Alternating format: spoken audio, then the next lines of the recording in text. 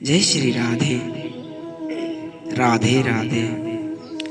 श्रीमद् भागवत कथा की यानी सुख सागर पहली स्कंद के 19 अध्याय में अपनी मृत्यु अवश्य भावी जानकर परीक्षित का प्राण त्याग करने के लिए तैयार होना, अनेक ऋषियों मुनियों का परीक्षित के पास आना, परीक्षित का श्री सुखदेव मुनि से भगवान की भक्ति के संबंध में पूछना,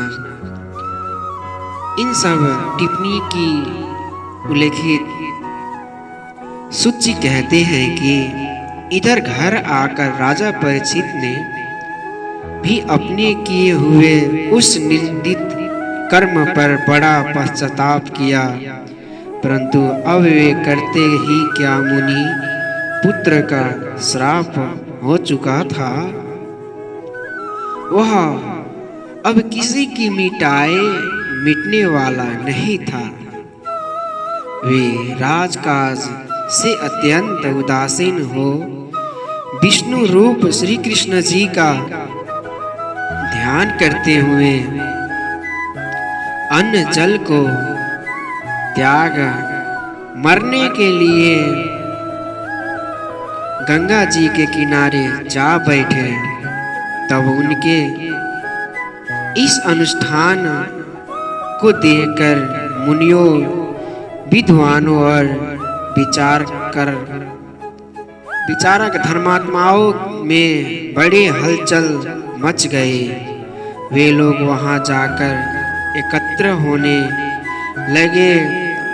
अति में वशिष्ठ, चयवन, अरिष्ट, नेमि, भृगु, अंगिरा, पराशर, विश्वामित्र, परशुराम, उपत्य, इंद्रपद, इधौमाह, मेधातिथि, देवल, आष्टीसेन, भरद्वाज, गौतम, पीपलाद और कण्व, अगस्त्य महर्षि, वेद व्यास और देवर्षि नारद आदि समस्त ब्रह्माषि और राजर्षि वहाँ एकत्रित हो गए। राजा ने सबका यथाविधि से पूजन कर सिर से प्रणाम किया।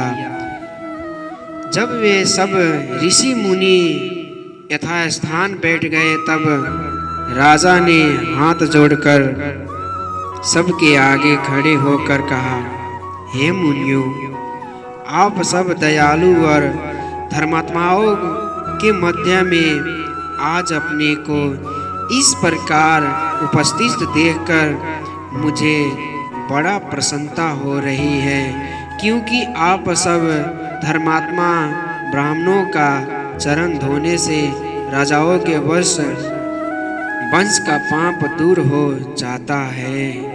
ब्राह्मण ईश्वर रूप, क्योंकि ब्राह्मण के श्राप से ही अब मुझे शीघ्र ही तक्षक नाग काटने वाला है।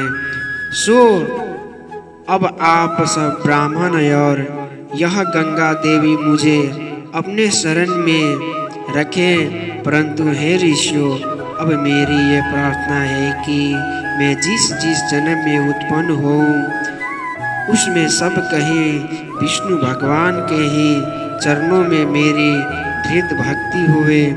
इस प्रकार सब उपस्थित ब्राह्मण वृंद को सिर झुका हाथ जोड़ प्रणिपात करते हुए राजा एक कुश का आसन लेकर गंगा जी के तट पर उत्तर मुख करके बैठ गए।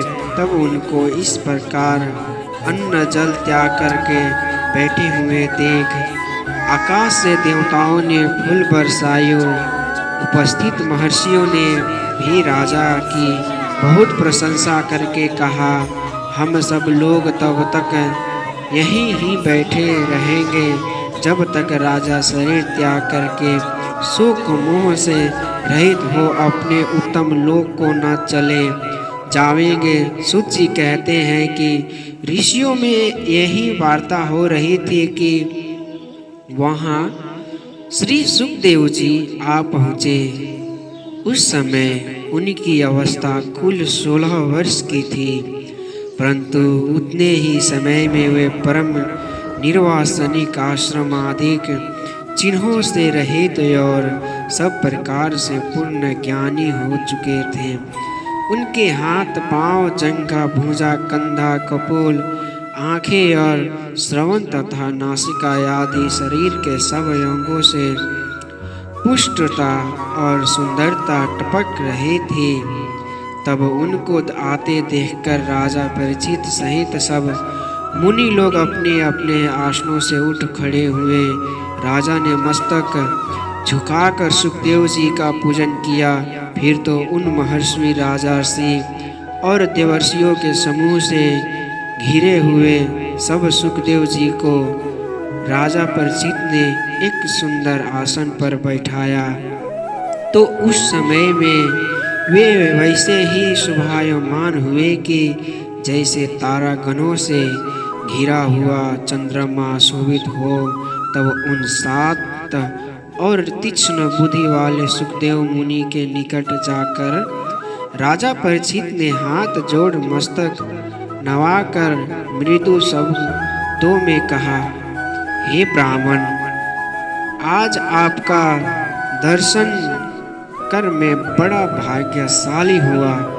हमारा अहोभाग्य है जो आज आप लोगों ने दया करके मुझ मरने वाले को अतिथि रूप से दर्शन दिया है। हे महायोगेश्वर, आज आपके निकट होने से मेरे सब पाप वैसे ही नष्ट हो गए जैसे श्री विष्णु जी के निकट पहुँचते ही दैत्य नाश हो जाते हैं। इसके ज्ञात होता है कि आज पांडव पुत्रों के प्यारे भगवान श्री कृष्ण जी मुझ पर अवश्य ही प्रसन्न है, अन्यथा वह आप जिसकी गति को कोई आज तक नहीं जान सका और कोई भविष्य में भी जानने वाला नहीं है, सो आप आज मुझ मरने वाले से वर मांगो, ऐसा क्यों कहते हैं?